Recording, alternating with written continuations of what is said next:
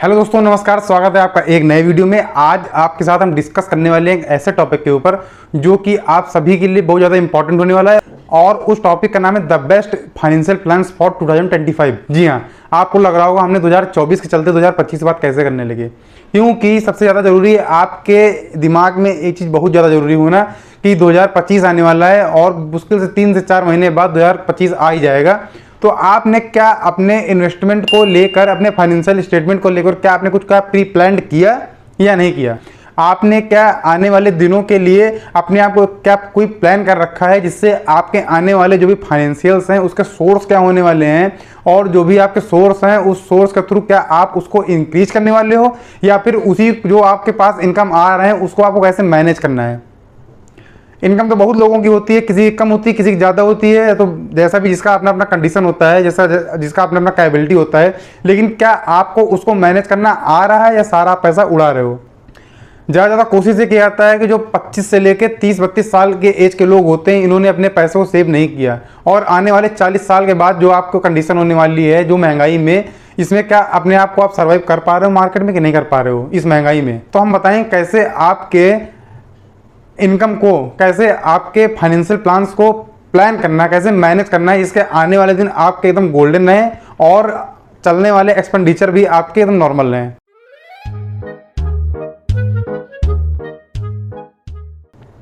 सबसे पहले हम बात करेंगे 5 स्टेप में। तो जो मेरा पहला स्टेप है वो स्टेप ये रहने वाला है कि जो आपकी लायबिलिटी है, आपकी लायबिलिटी कभी भी आपके एसेट से ज़्यादा नहीं होनी चाहिए। क्योंकि जैसे मान लीजिए कि आपके एक मोटा मोटा एग्जाम्पल लीजिए, आपकी सैलरी 1 लाख रुपए, अभी आप बिजनेस पर्सन हो तो आपका इनकम 1 लाख रुपए पर मंथ का है। मैं एक एग्जाम्पल लेकर बात कर रहा हूँ, सबका अलग अलग वेरिएट कर सकता है, लेकिन क्या आप 1 लाख के इनकम में क्या बचा रहे हो, क्या गंवा रहे हो, क्या खर्च कर रहे हो, क्या उड़ा रहे हो, सब चीज़ को देखना है ना। उसमें आपकी लायबिलिटी क्या है? जैसे आपको पता है कि आपके पास क्रेडिट कार्ड होगा, कार लोन होगा, होम लोन होगा, या तो कई प्रकार के अलग अलग जो भी लोन्स होते हैं, कई भी EMI होती हैं, वो सब होंगे। तो क्या आप उसको कैसे डील कर रहे हो? लोन की कंपनी बोलती है आपको आप 50-60% तक की आप EMI अपने इनकम के अकॉर्डिंग ले सकते हो। मतलब जैसे आपकी 1 लाख की इनकम है तो आप 50 से 60 हज़ार रुपये महीने आप निकाल सकते हो, कार लोन में, होम लोन में, या भी अदर जो भी आपके एक्सपेंडिचर है उसमें निकाल सकते हो। लेकिन मेरा मानना है पूरी तरीके से गलत है, क्योंकि अगर आपको 1 लाख की इनकम है तो 30% उसमें आपका खाली EMI होना चाहिए, लोन होना चाहिए, उससे ऊपर का EMI नहीं होना चाहिए। क्योंकि अगर आप 30 ज़्यादा करोगे तो वो आपके फ्यूचर के लिए अच्छा नहीं है। स्टेप 2, आपके एसेट्स। क्या आप जो भी एसेट्स बना रहे हो वो आपके इनकम के अकॉर्डिंग बन रही है या फिर बन ही नहीं रही है? क्योंकि आजकल के खर्चे और आजकल के शौक इतने ज़्यादा हैं कि 1 लाख रुपए का फ़ोन लेने की सब औकात लगभग सबकी है। कोई EMI भी ले रहा है, कोई नगद ले रहा है। लेकिन क्या उस 1 लाख रुपये फ़ोन लेने के बाद आपके जो इन्वेस्टमेंट्स हैं वो आपके एक्सपेंडिचर पे और आपके इनकम में कुछ फ़र्क डाल रहे हैं, आपके फ्यूचर प्लान्स में कुछ फ़र्क डाल रहे हैं? कि कोई मतलब ही नहीं है आपको, ये भी आपको देखना है। तीसरा, जो आपका इनकम है, जैसे मान लीजिए आपकी सैलरी 1 लाख की है तो उसका रेशियो खर्च करने क्या होना चाहिए? 50-20-30। मतलब 50% आपकी होनी चाहिए नीड, 20% आपको होना चाहिए इन्वेस्टमेंट, एंड 30% जो आपकी होनी चाहिए वो होनी चाहिए वांट। जो स्टेप तीसरा है मेरा वो है नीड्स। मेरा नीड्स क्या बोलता है? मेरा नीड्स ये बोलता है कि मैं एक एग्जाम्पल लेके चल रहा हूँ कि आपके परिवार में केवल आप 2 हो, मतलब हस्बैंड एंड वाइफ, और आपके 2 बच्चे, अपनी फैमिली को चला रहे हो। तो चलाने में जो आपकी नीड है 50% होनी चाहिए। नीड में आपकी दवा हो गई, आने जाने खर्च हो गया, ऑफिस से घर या तो बिजनेस से घर जाने खर्च हो गया। उसके बाद आपके पेट्रोल हो गए, एक्सपेंडिचर हो गए, तेल, आटा, दाल, चावल, चीनी, जो कुछ भी आपके एक्सपेंडिचर हैं डेली यूज के घर चलाने के लिए, वो बहुत ज़्यादा जरूरी है। उसको आपको रखना 50%, क्योंकि आज के ज़माने में, आज की महंगाई में आपको 50% अपने इनकम का हिस्सा रखना ही पड़ेगा। बाकी सबकी इनकम के हिसाब से अलग अलग एक्सपेंडिचर है, कोई डेली कमा रहा है, डेली खा रहा है, कुछ नहीं बचा पा रहा है। लेकिन अगर जो कुछ भी आपको डेली यूज की चीज़ें हैं, FMCG प्रोडक्ट्स, उन सब चीज़ को आपको लेकर रखना है 50% में। FMCG मतलब कि फास्ट मूविंग कंज्यूमर गुड्स, ये जो होते हैं, इसको एक चीज़ में रखना है। दूसरा बात आपको रखना है 20%। 20% जो आ रहा है आपका, मेरा वो स्टेप 4, 20% आपका इन्वेस्टमेंट है। इन्वेस्टमेंट क्या है? जैसे मान लीजिए आपने कोई घर ले लिया, कोई होम लोन ले लिया, कोई कार लोन ले लिया, या तो मान लीजिए आपने कोई SIP स्टार्ट कर दी, कोई म्यूचुअल फंड स्टार्ट कर दिया, स्टॉक्स में इन्वेस्टमेंट स्टार्ट कर दिया, तो ये सब होते हैं आपके इन्वेस्टमेंट। आपने फ्यूचर के लिए क्या किया?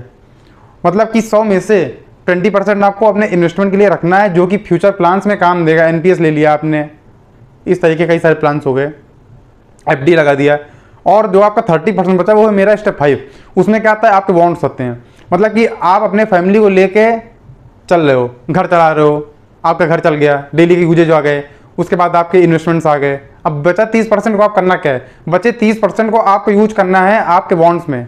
मूवी देखने चले गए, कपड़े खरीदने चले गए, घूमने चले गए, वोकेशंस पे चले गए, सिंगापुर चले गए, दिल्ली चले गए, कहीं भी चले गए घूमने के लिए, आपका आ गया बॉन्ड्स में। आप क्या चाहते हो, इन्वेस्टमेंट कर रहे हो तो किस चीज़ में कर रहे हो। अगर आपको अच्छी नॉलेज है तो आप इंट्राडे स्टॉक्स में इन्वेस्ट कीजिए, इंट्राडे में नहीं कर रहे हो आप स्विंग ट्रेडिंग कीजिए। ट्रेडिंग नहीं कर पा रहे हो और इंट्राडे नहीं कर पा रहे हो तो आप कीजिए लॉन्ग टर्म इन्वेस्टमेंट। किस कंपनी में कितना पैसा लगाना है, किस हिसाब से लगाना है, आपको मेरी कई सारी वीडियो आ रखी हैं, उसमें आप देख सकते हो कि लॉन्ग टर्म इन्वेस्टमेंट कितना होना चाहिए। और लॉन्ग टर्म इन्वेस्टमेंट में लगाने से पहले आप सोच लीजिए कि आपको 1 साल 2 साल 3 साल 4 साल के लिए उस स्टॉक को ऐसे छोड़ देना है, फिर तब तो आप ग्रोथ देगा। अगर आप चाहते हो कि 2 महीने 4 महीने 6 महीने के लिए पैसा लगा रहे हो तो भाई साहब मत लगाइए। सेकंड चीज़, अगर आपको कोई नॉलेज नहीं है स्टॉक मार्केट में, नहीं समझ पा रहे हो किस में पैसा लगाना है, नहीं आप पास ज़्यादा पैसा, आप गोल्ड खरीद के रख लीजिए। सोवरेन गोल्ड में आप पैसा लगा दीजिए, या तो फिर आप गोल्ड खरीदिए, सिल्वर खरीदिए, तो उसकी वैल्यू बढ़ती रहेगी, वो भी आपके एसेट्स में आता है। और अच्छा पैसा तो आप घर ले लीजिए, प्रॉपर्टी ले लीजिए, इसमें आप अच्छा इन्वेस्ट कर सकते हो। सबसे ज़्यादा कम पैसा तो आप स्टॉक मार्केट में लगा दीजिए, उससे भी कम पैसा तो आप 1000 2000 5000 रुपये महीना अगर आप इकट्ठा कर सकते हो तो आप म्यूचुअल फंड स्टार्ट कर दीजिए। पराग पारिक है, मोतीलाल ओसवाल है, इन्वेस्को इंडिया है, इसमें से आप पैसा लगा सकते हो, कई सारे हैं।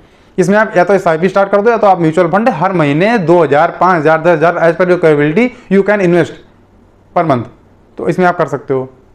तो कुल मिला के मेरे हिसाब से मेरा टोटल बस खाली गोल यही है कि आपको आने वाले 2025 में, जैसे कि महीना कौन चल रहा है, जुलाई बीत गया, अगस्त चल रहा है, बचा कितना, सितंबर अक्टूबर नवंबर दिसंबर, 4 महीने आपको प्रिपेयर करना अपने आप को। उसके बाद आने वाले नए साल से आप क्या नया स्टार्ट कर रहे हो अपने फ्यूचर के लिए, क्योंकि अगर आपको जिम्मेदारियां निभानी है, रिस्पॉन्सिबिलिटी निभानी है, तो उसमें आप भूल जाओगे कि हम इन्वेस्टमेंट करें या ना करें। लेकिन मेरे हिसाब से मानना ये है कि अगर आप इन्वेस्टमेंट करते हो, फ्यूचर के लिए अपना कोई गोल सेट करके रखे हो, तो जाहिर सी बात है अभी से आपको इन्वेस्टमेंट करना पड़ेगा, क्योंकि आने वाले दिनों में महंगाई बहुत ज़्यादा बढ़ने वाली है, हर चीज़ बढ़ने वाली है, और उसमें आपको कैसे सर्वाइव करना है ये आपको खुद ही सोचना है, कोई तीसरा आपको आगे सोच नहीं जाएगा। पैसा सब कुछ है, पैसा नहीं है तो कुछ भी नहीं है। कुछ भी आप पैसे से कर सकते हो, बिना पैसे के आप कुछ भी नहीं कर सकते हो। बाकी मेरी अगर वीडियो आपको अच्छी लगी होगी तो उस पर आप कमेंट करके जाना, सब्सक्राइब करके जाना मेरे चैनल को, और मेरे वीडियो को लाइक करके जाना, साथ ही साथ उसको शेयर कर देना।